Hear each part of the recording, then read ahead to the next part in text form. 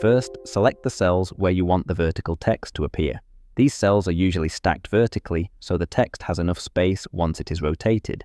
After selecting the cells, merge them using the Merge and Center option on the ribbon.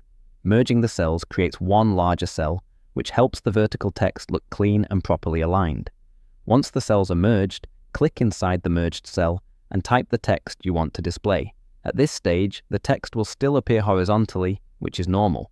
To change this, click on the text again to make sure the cell is active, then go to the Orientation option on the ribbon. From the Orientation menu, choose how you want the text to be displayed. You can select the Vertical Text option to stack the letters from top to bottom, or choose Rotate Text Up or Rotate Text Down, depending on your preference. As soon as you select an option, the text will rotate inside the merged cell. After applying the orientation, you can adjust the alignment to position the text exactly where you want it within the cell. You can also change the font size or style if needed to improve readability.